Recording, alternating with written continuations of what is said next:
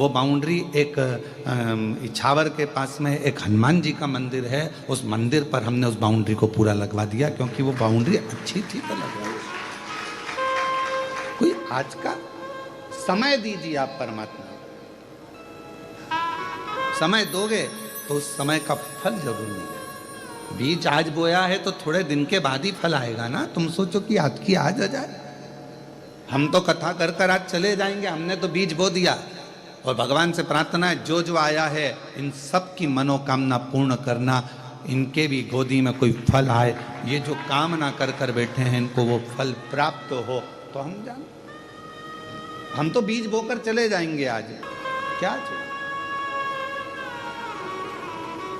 और नारखेड़े जी बड़ा अच्छा लगा, पाटिल जी तुम दोनों का प्रेम स्नेह है, आपस में ऐसा लगता है कि ब्याई कम भाई ज्यादा दिखते हो। ये स्नेह है आप लोगों का, ये प्रेम है आप लोगों का, और यही प्रेम जीवन में होना चाहिए, यही स्नेह होना चाहिए। कुछ नहीं जाएगा, कब कौन किसके परिंदे उड़ जाएंगे, किसके पंख टूट कर गिर जाएंगे, कौन उड़ जाएगा कोई का भरोसा नहीं है। संसार में जितने दिन आए हो उतने दिन इतने प्रेम से जिंदगी जी लो कि जाने के बाद भी लोग याद रखें कि कौन था, कौन। घड़ी बहुत हो गई, समय कम हो गया, निवेदन है समय दो परमात्मा को। हम ना इनसे पूछो, हम ये लोग घर पे भी आते हैं तो हम इनको इतना समय नहीं देते, हम हमारे शिव को समय देते, भगवान शंकर की भक्ति करें। हमें ना मंत्र आते हैं, हमें ना तंत्र आता है, हमें ना साधना आती है, ना हम तपस्या कर पाते हैं, ना हम बहुत बैठकर नेत्र बंद कर, हमसे कोई कह दे तुम बहुत देर तक नेत्र बंद करके बैठे रहो तो हमारे को बेचैनी होती है अंदर से। क्यों? क्योंकि हमने दिन रात उसको देखा है, उसको देखे बिना एक मिनट नहीं रह सकते, तो फिर हम नेत्र बंद करके कैसे रह जाए। हम तो उसके बिना एक मिनट नहीं रहते। हम कुबेरेश्वर धाम पर भी रहते हैं तो हमारी खिड़की थोड़ी सी खुली रहती है, उसमें से हम बस बाबा को देखते रहते हैं, दिन रात उसका स्मरण करते रहते हैं, उसको निहारते रहते हैं। ये जीवन मिला क्या, उसको देख।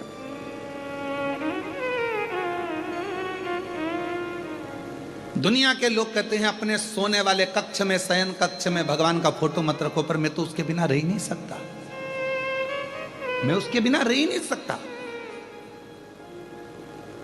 लोग कहते हैं कि भगवान का फोटो शयन कक्ष में मत रखो, पर मैं उसके बिना नहीं रह सकता, मुझे बेचैनी होती अगर वो नहीं दिखता तो। इसलिए मेरे पीछे भी वो है, और मैं सोता हूं तो मेरे आगे भी वो है, और राइट और लेफ्ट में भी वो है, मैं उसके बिना नहीं रह सकता।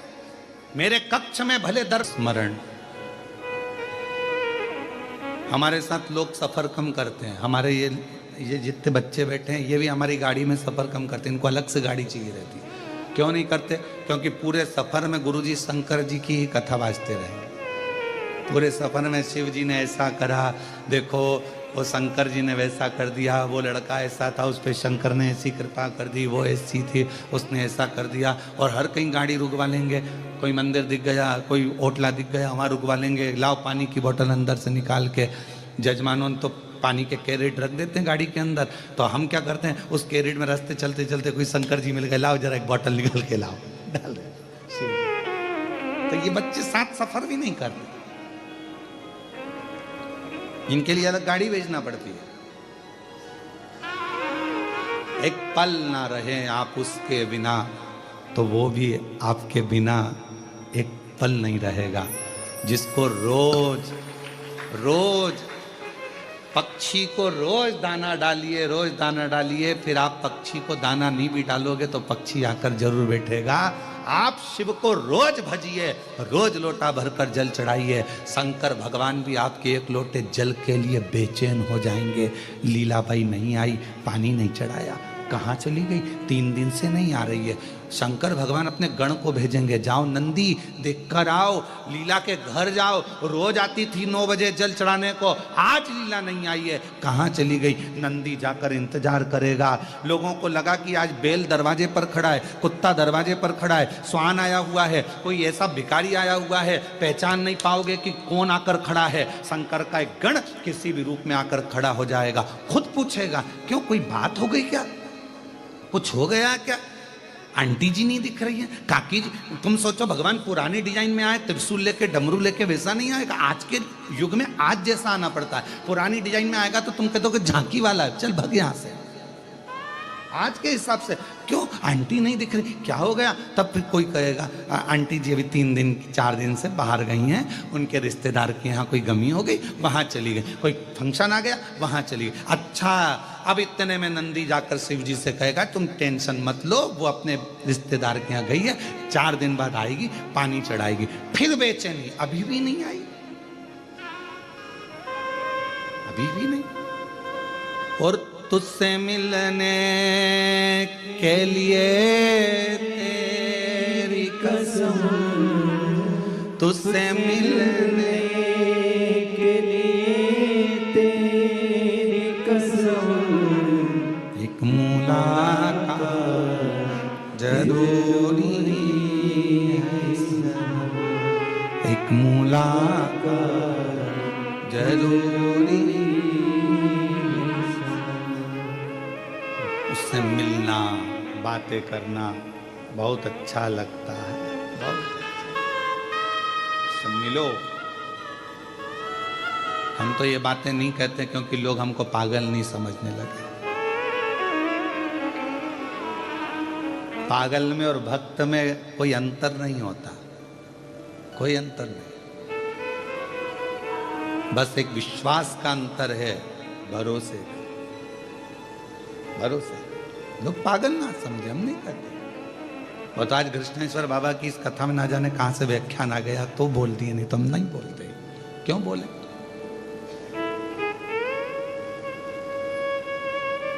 आता है उसका नंदी पूछ कर जाता है क्यों नहीं आई, क्यों नहीं आई, बेचैनी बढ़ती है। दाना डाला है तुमने रोज, पक्षी तो आएगा छत पर जरूर, डाल के देखना, प्रैक्टिकल करना। सीवर वाला महाराज झूठ तो नहीं बोल रहा। रोज एक गाय को रोटी दो टाइम पे तो वो रोज टाइम पे आएगी। शिव जी को रोज टाइम पे जल चढ़ाओ, रोज जाकर जल चढ़ाओ तो शंकर को बेचैनी लगेगी, क्यों नहीं आए। मालूम पड़ा उसके यहाँ थोड़ी सी तकलीफ आ गई, शंकर जी ने डमरू बजाकर नंदी को बुलाकर, जा दुख काट उसके, अब भी की अब भी जा, कल से मेरे मंदिर आना चाहिए, जा अभी की अभी।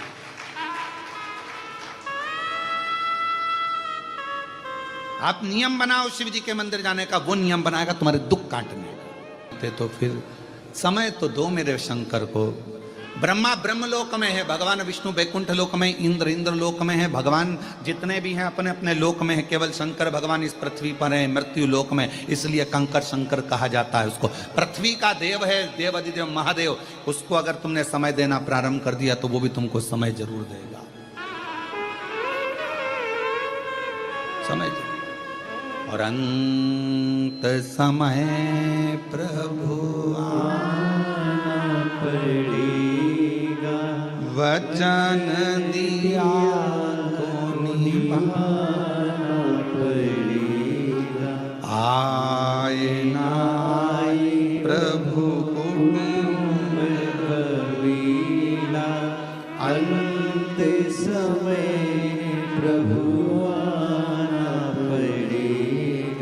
वचन दिया तो निभाना पड़ेगा। आप उसको समय दो। परिवार, नाते, रिश्ते, कुटुंब, कबीले, एक संत में और एक समुद्र में ज्यादा अंतर नहीं होता, ज्यादा अंतर नहीं। संत में और समुद्र में कोई अंतर नहीं है। समुद्र भी निर्मल है और संत भी निर्मल है। समुद्र भी गहरा है और संत भी, बोलो बोलो जम के, गहरा। संत भी विशाल है और समुद्र भी विशाल है। ये भी निर्मल जल है, वो भी निर्मल मन है। पर संत और समुद्र में एक सबसे बड़ा अंतर शिव पुराण कहती है, सबसे बड़ा अंतर।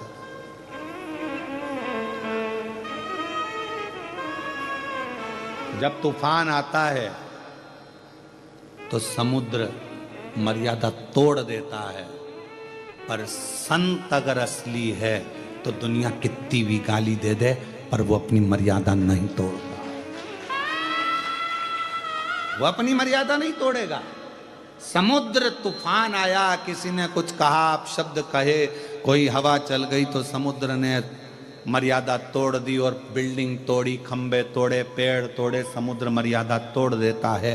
पर अगर असली संत है, उसको दुनिया कितनी भी गाली दे, कितना भी अपशब्द कहे, कितने भी ताने दे दे, उसके लिए गलत गलत तक बोल दे, तो भी संत अपनी मर्यादा नहीं तोड़ता। तो समझ लेना कि वो असली संत है। नामदेव जी को कितना कहा, तुकाराम जी को कितना कहा, मीराबाई को कितना कहा, रामकृष्ण परमहंस जी को कितना कहा, कितना चैतन्य महाप्रभु जी को कहा, कितना श्रीमद वल्लभाचार्य जी को कहा, कितना कितना कहा गया, पर उन्होंने अपनी मर्यादा नहीं तोड़ी।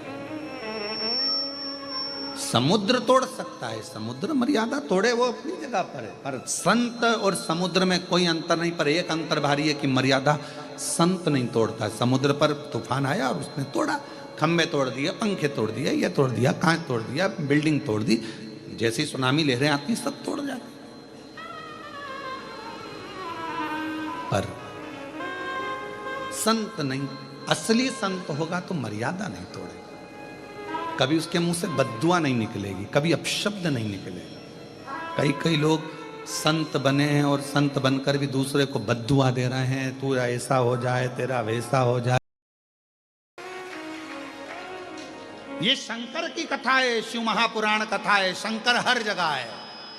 श्वास में शिव, श्वास निकल गई तो शव। श्वास है तो तुम शिव हो, श्वास निकली तो तुम शव हो।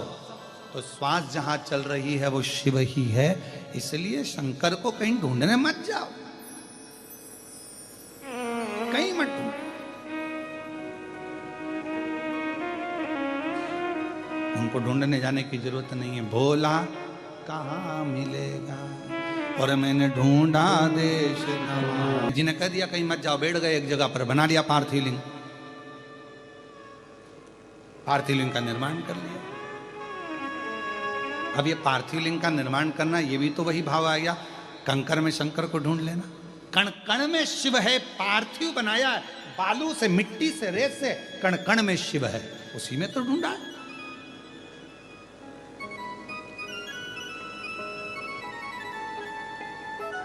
और बैठ गए, बेलपत्र चढ़ा दी, एक पुष्प चढ़ा दिया और जपने बैठ। और भगवान शंकर सामने, मांगो क्या चाहिए। आर्यमा स्वामी कहने लगे, प्रभु जी बड़ी कृपा करिए। गणेश जी बिल्कुल सत्य कहे थे, ढूंढने जाने की जरूरत नहीं है, भगवान को बस एक जगह पर बैठकर भज लो, परमात्मा मिल जाता। क्यों भटक रहे हो, काय के लिए जा रहे हो, कहाँ जा रहे हो, एक जगह बैठकर उसको भजो, मिलेगा। मिलन का, मिलने की भीतर से अग्नि बहुत तीव्र होना चाहिए, मिलन की अग्नि, तो परमात्मा मिलेगा। आप किसी के लिए सोच के बैठ जाओ, प्रैक्टिकल करना, तुम किसी के लिए सोच के बैठ जाओ, मुझे इससे मिलना है, मुझे इससे मिलना है, मुझे इससे मिलना है, मिलोगे। सोच के बैठो 4 दिन 5 दिन, मुझे ये खाना है, मुझे आज मुझे पानी पतासा खाना है, मुझे ये खाना है, मुझे भेलपुरी खाना, मुझे पूरण पोली खाना। तुमने सोच लिया, 4 दिन में 5 दिन में पूरण पोली तुम्हारे सामने आ जाएगी। मिलन की आस बढ़ती है, और जब मिलन की आस बढ़ती है तो वो करीब में आता है। सब ने मुझे खूब माल खिलाया, पर अब मेरा मन पितृपक्ष में ये आपकी भूमि मृत्यु लोक में आया हूं, आपके धाम में आया हूं। मृत्यु लोक में, आपके धाम में, हाँ। क्या मिलेगा मुझे?